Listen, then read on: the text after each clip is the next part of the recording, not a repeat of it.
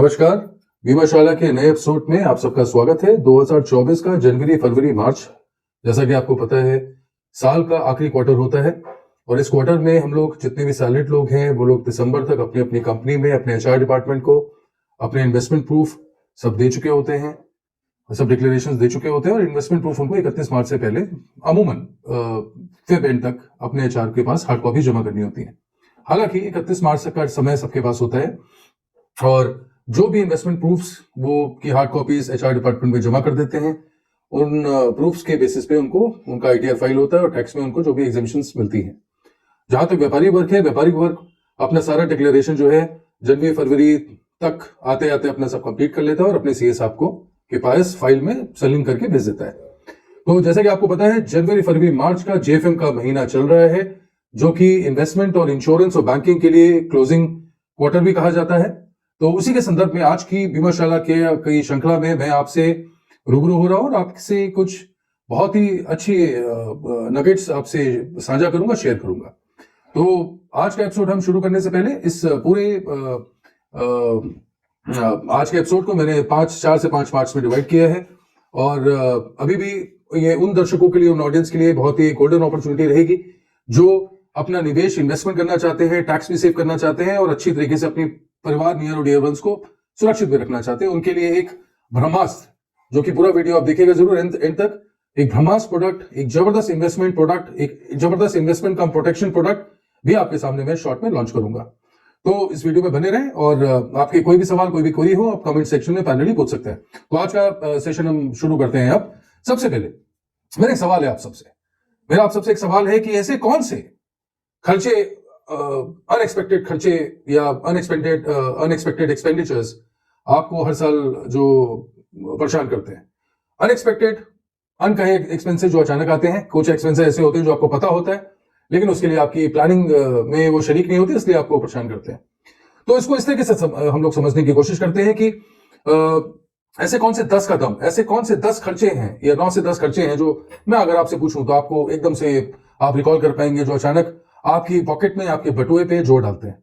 जैसे एग्जाम्पल, किसी न किसी के नाते रिश्तेदारी में, आपके परिवार परिजनों में किसी न किसी के हर साल शादी ब्याह होता ही रहता है। तो जब आप क्लोज रिलेशन में जाते हैं तो नेक देने की भी रस्म होती है और एक पुरानी कहावत भी कही गई है कि जब आप किसी के यहाँ जाएंगे तभी वो आपके यहाँ, जब आप किसी को के यहाँ जाएंगे तभी वो आपको भी बुलाएंगे। तो इस चीज में, इस श्रृंखला में मैनेज एक्सपेंसेस को आपको काफी परेशान करते हैं। इसके अलावा कभी कभी अनहोनी दुर्घटना भी हो जाती है, कार का एक्सीडेंट, वो आपके यहाँ भी आएंगे। तो अमूमन क्लोज रिलेशन में होते हैं तो नेक जो आदमी देता है वो नेक की अपेक्षा भी वही करता है। तो एक वो एक्स्ट्राऑर्डिनरी एक्सपेंसेस आपने देखे होंगे। कभी कभी child education, child tuition fees में क्वार्टरली आजकल प्रावधान है, मंथली और क्वार्टरली ट्यूशन फीस का होता है, वो आपका है। हेल्थ इंश्योरेंस आपका, लाइफ इंश्योरेंस है, अगर आपने कोई निवेश कर रखा है तो उसके इंस्टॉलमेंट्स आपके आते हैं। आपने अगर होम लोन ले रखा है तो होम लोन में आपका कभी इंटरेस्ट पोर्शन, कभी कभी आपका EMI because of SLR rate, कभी कभी ब्याज में दर में बढ़ोतरी की वजह से आपकी ईएमआई ज्यादा आ जाती है, बढ़ने लगती है, तो उसको कम करने के लिए आपके ऊपर एक्स्ट्राऑर्डिनरी एक्सपेंसेस आ जाते हैं।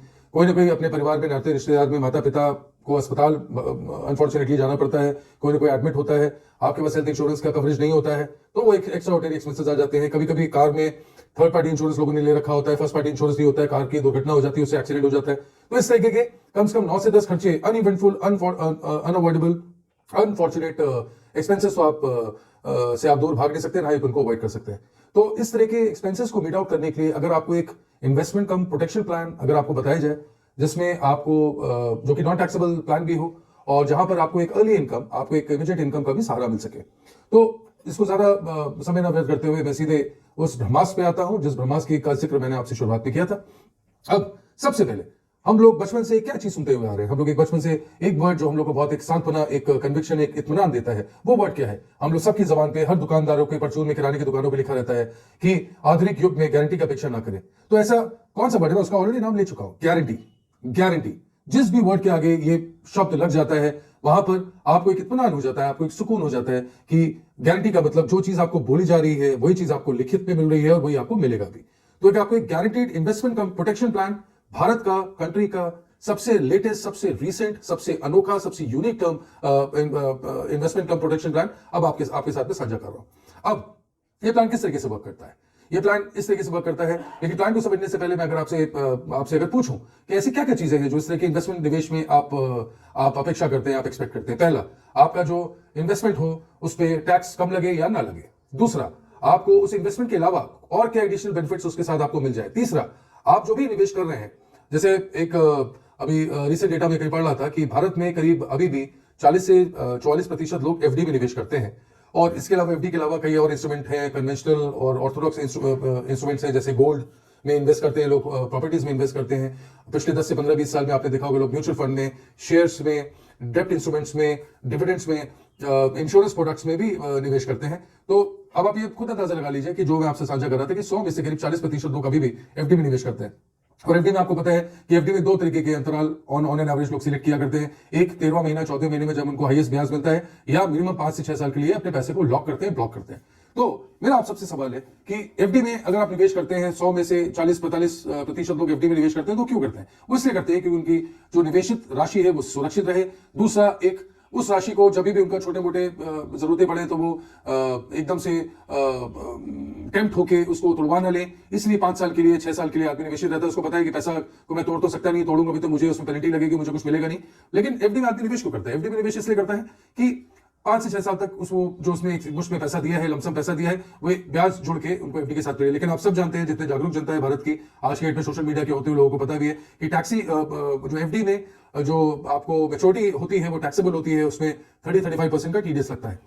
तो उसी संदर्भ में मैं वापस उस प्रोडक्ट में आता हूं कि और आप क्या अपेक्षा करते हैं? अपेक्षा करते हैं कि आप जो भी निवेश कर रहे हैं उसमें आपको कुछ ना कुछ अर्ली इनकम, आपको कुछ एक गारंटीड एक तरीके से अर्ली इनकम आना शुरू हो जाए। दूसरा, आप ये अपेक्षा करते हैं कि जब आप उस इन्वेस्टमेंट प्लान में भुगतान आपका खत्म हो तो आपको एक रेगुलर आय आनी शुरू हो जाए, जिससे आप अपने बड़े होते बच्चों का, स्कूल का, एजुकेशन का ध्यान, उनकी शादी ब्याह का ध्यान, उनके बच्चों का ध्यान, उनकी परवरिश का ध्यान आराम से रख सके। प्लस अपने रिटायरमेंट में बुढ़ापे की लाठी और आपके एक तरीके से आपका निवेश आपका साथी बनकर आपके साथ आगे बढ़े।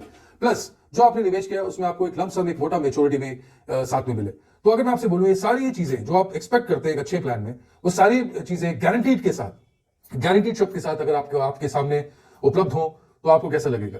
अब मैं आपको एक उदाहरण देता हूं, एक सिंपल उदाहरण देता हूं कि अगर आप सपोज करिए इसमें सारे विकल्प मौजूद हैं। जैसे आप म्यूचुअल फंड में एसआईपी मोड में मंथली लमसम, और एसआईपी मोड में डिफरेंस बड़ा सिंपल होता है। लमसम मतलब एक साथ आप निवेश करते हैं, एक बार में निवेश करते हैं, और एसआईपी मोड मंथली मोड होता है कि आप उसको क्वार्टरली या मंथली मोड के हिसाब से भी पेमेंट कर सकते हैं। अगर मैं आपसे बोलूं कि अगर कोई आपको ऐसा प्लान जहां पर आपको बोला जाए कि आपको एक हाइपोथेटिकल एग्जांपल लेते हैं कि आप 1 लाख रुपए का निवेश आप अगले 10 साल के लिए या अगले 8 साल के लिए, अगले 12 साल के लिए अगर आप करते हैं, और आपको 13वें महीने से साल खत्म होते ही 365 दिन का साल होता है, 366वें दिन से आपको उस 1 लाख रुपए में 30% रिटर्न, 30% इनकम आपको, मतलब 30,000 रुपए अगले साल से आनी शुरू हो जाए।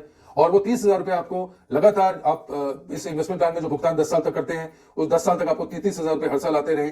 और 11वें साल से भुगतान की ईएमआई की भुगतान बंद होने के बाद आपका ये 30,000 रुपए डबल हो जाए, 60 से 65,000 रुपए आपको अगले 11वें साल से अगले 25, 20 या 30 साल जो भी आप अपना इनकम पीरियड सिलेक्ट करते हैं, अगले 30 साल तक अगर आपको 60 से 65,000 रुपए गारंटीड भी मिलना शुरू हो जाए। और साथ में जो आपने अगले 10 साल में 1-1 लाख रुपए 10 साल में अगर आपने निवेश किए हैं, आप नीचे और बैकग्राउंड में देखते रहिएगा, सारे कैलकुलेशन चार्ट्स हम आपको आसानी से समझाने के लिए दिखाते भी जा रहे हैं।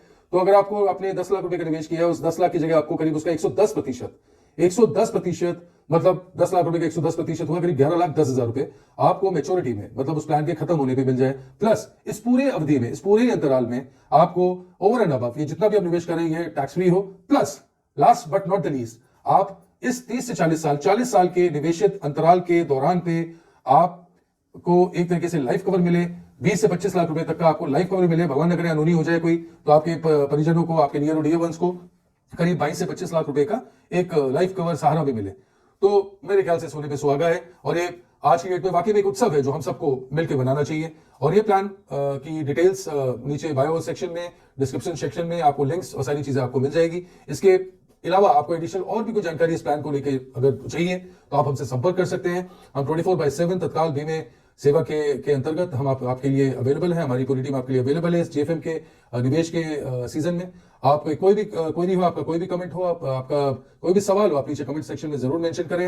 हमारे पेजेस को फॉलो करें मोर एक्साइटमेंट और फायरवर्क्स को देखने के लिए। और इस तरह की जानकारी आप किसी भी प्रोडक्ट में और इस तरीके की चाहते हैं कि इस तरह का कोई वीडियो या इस तरह का कोई इंफॉर्मेटिव एपिसोड बीमा शाला में बनाया जाए, तो आप उसको जरूर मेंशन करिएगा।